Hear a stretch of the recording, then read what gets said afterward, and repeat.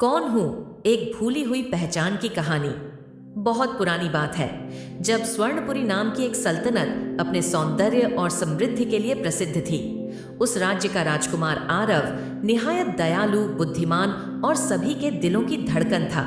जनता उसे चाहती थी, बुजुर्ग उसे आशीर्वाद देते थे, लेकिन एक ऐसी भी शक्ति थी जो आरव की खुशियों को देख नहीं पाती थी। एक जलन से भरी जादूगरनी जिसका नाम था मिराया। एक दिन जब आरव महल के बगीचे में फूलों के बीच टहल रहा था, मिराया ने अपने काले जादू से सुनहरी धुंध पैदा की जो धीरे धीरे राजकुमार को घेरने लगी। पल भर में आरव एक हरे रंग के छोटे मेंढक में बदल गया। मिराया ने क्रोध में कहा, अब तुम नदी किनारे एक अनजान तन्हा जीव बनकर रहोगे। तुम्हारी पहचान इस दुनिया से मिटा दी जाएगी। उसके जादू का असर इतना प्रबल था कि पूरे महल और सल्तनत के लोग राजकुमार को भूल गए, यहाँ तक कि राजा और रानी भी। नदी किनारे की एक और दुनिया स्वर्णपुरी से दूर एक शांत सी नदी बहती थी। उसी नदी के पास रहती थी एक सुंदर मगर उदास लड़की, आर्या। उसकी सौतेली माँ धरा देवी उस पर अत्याचार करती थी, दिन भर काम करवाती, ठीक से खाना नहीं देती और हर बात पर उसे अपमानित करती। आर्या के लिए नदी का किनारा एकमात्र ऐसी जगह थी जहां वह खुद से मिल पाती थी। वह वहां अक्सर बैठती, अपने आंसुओं और ख्वाबों को बहती लहरों में समर्पित कर देती। मिलन अजनबी से एक दिन आर्या चुपचाप पत्थरों पर बैठी थी। तभी एक धीमी आवाज आई, कृपया मदद करो। वह चौंकी और इधर उधर देखने लगी। आवाज एक छोटे मेंढक की थी जो पत्थरों के पीछे छुपा हुआ था। मेंढक बोला, मैं आरव हूं, स्वर्णपुरी का राजकुमार। मिराया ने मुझ पर काला जादू किया है। पहले तो आर्या को यकीन नहीं हुआ, मगर जब उसने मेंढक की आंखों में सच्चाई देखी तो उसका दिल पसीज गया। आरव ने उसे अपनी कहानी सुनाई, महल, जादूगरनी और नदी किनारे उसका कैद हो जाना। आर्या ने पूछा, मैं तुम्हारी मदद कैसे कर सकती हूँ? आरव ने जवाब दिया, तुम्हें सूरज की किरणों से चमकने वाला पवित्र जल लाना होगा। वही जल मिराया के जादू को तोड़ सकता है। वह जल एक पुराने किले में है जिसे डरावनी छाया ने घेर रखा है। साहस की राह आर्या जानती थी कि उसकी खुद की जिंदगी कठिन है, मगर किसी की मदद करना सबसे बड़ा कर्म है।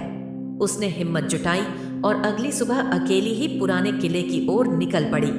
किला अंधकार में डूबा था, हवाएं फुसफुसा रही थीं, पेड़ों की परछाइयां उसका रास्ता रोकने की कोशिश कर रही थीं, लेकिन आर्या का हौसला अडिग था। आखिरकार किले के बीचों बीच एक चमकदार तालाब मिला। उसका पानी सचमुच सूरज की रोशनी में सोने जैसा चमक रहा था। जैसे ही आर्या ने पानी लेने के लिए हाथ बढ़ाया, मिराया वहां प्रकट हो गई। तुम मेरी मेहनत पर पानी फेरना चाहती हो? मिराया गरजी, मगर आर्या डरी नहीं। उसने नदी के पास से लाया एक नीला कमल मिराया की ओर फेंका।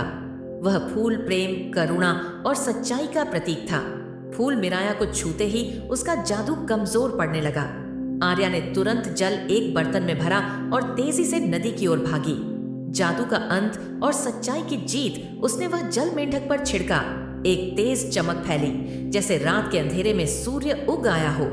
पल भर में आरव की असली शाही आकृति लौट आई। ऊंचा कद, चमकती आंखें और मन में कृतज्ञता। आरव ने आर्या के सामने घुटनों पर झुककर कहा, तुमने न केवल मेरी जान बचाई बल्कि मेरा विश्वास भी जिंदा रखा। मेरे साथ चलो, जहां तुम्हें वह सम्मान मिलेगा जिसकी तुम हकदार हो। आर्या की आंखों में आंसू थे, लेकिन इस बार वे खुशी के थे। वह अब अकेली नहीं थी। स्वर्णपुरी में एक भव्य उत्सव मनाया गया। आरव और आर्या को सच्चाई, साहस और प्रेम की मिसाल माना गया। और यूं नदी के किनारे जन्मी एक मुलाकात दुनिया की सबसे प्यारी कहानी बन गई। सच्चाई का उजाला। स्वर्णपुरी में आरव और आर्या की शादी बड़े धूमधाम से हुई। पूरा राज्य झूम उठा। हर गली, हर महल, हर बाग में जश्न था। मगर एक कोना था जहां खामोशी गहराती जा रही थी, और वो थी मिराया, जो हारने के बाद अंधेरे में कहीं छुप गई थी। मगर मिराया ने हार मानी नहीं थी। वो अब एक आखिरी चाल खेलने जा रही थी। एक ऐसा रहस्य जो न सिर्फ आरव की पहचान बदल सकता था, बल्कि पूरे राज्य की सच्चाई हिला सकता था। भूलों की किताब। एक दिन आर्या को महल की पुरानी लाइब्रेरी में एक जर्जर किताब मिली, जिस पर लिखा था, वो जो नदी में बहा उसका अतीत अब भी छुपा है। आर्या को कुछ अजीब सा एहसास हुआ। उसने किताब पढ़नी शुरू की और वहां एक किस्सा दर्ज था। एक नवजात राजकुमार जिसे महाराज द्वारा नदी में बहा दिया गया था, क्योंकि एक भविष्यवाणी ने कहा था, यह बच्चा एक दिन राजगद्दी संभालेगा, मगर शाही खून से नहीं, तकदीर से। आर्या के रोंगटे खड़े हो गए। वो दौड़ती हुई आरव के पास पहुंची और बोली, क्या तुम्हें कभी याद आया कि तुम्हारा अतीत क्या था, उससे पहले जब तुम मेंढक बने? आरव शांत हुआ। उसकी आंखों में अंधेरा तैर गया। मैंने हमेशा महसूस किया है कि मैं इस महल से जुड़ा हूं, मगर कभी समझ नहीं पाया कैसे। आर्या और आरव ने मिलकर उस किताब के आधार पर राज्य की पुरानी दस्तावेजी तहकीकात शुरू की। महल के नीचे एक सीक्रेट चेंबर में उन्हें एक पुराना झूला मिला और उसके साथ एक सुनहरी पट्टी जिस पर आरव के हाथ की निशानियां थीं। अब मिराया का अंतिम जाल भी बेनकाब हो गया। असली बात यह थी कि राजा का ही खून आरव था, मगर डर और लालच ने राजा को कभी ये मानने नहीं दिया। राज का खुलासा बुजुर्ग दरबारी और पुरानी नौकरानी, जिन्होंने सब कुछ अपनी आंखों से देखा था, सामने आई और रोते हुए सारी हकीकत बताई। राजा ने तुम्हें नदी में बहा दिया था ताकि भविष्यवाणी ना पूरी हो। अब जब सच्चाई सामने आई, आरव चुप था। उसे दर्द हुआ मगर गुस्सा नहीं आया। उसने अपने दिल की सच्चाई से काम लिया। माफी और न्याय बूढ़े राजा ने जब सारी सच्चाई सामने आई, खुद महल की छत पर आकर ऐलान किया, आरव मेरा बेटा है और यही इस राज्य का असली वारिस है। फिर राजा ने अपने मुकुट को उतारकर आरव को सौंप दिया और कहा, जिसे मैंने कभी फेंक दिया था उसी ने मुझे माफ कर दिया। यही सच्चा राजा होता है। कुछ ही समय बाद राजा शांतिपूर्वक दुनिया से चला गया। राजा आरव और रानी आर्या, आरव और आर्या ने मिलकर स्वर्णपुरी को नए युग में प्रवेश कराया, जहां कोई भेदभाव नहीं था, जहां न्याय सबसे बड़ा धर्म था।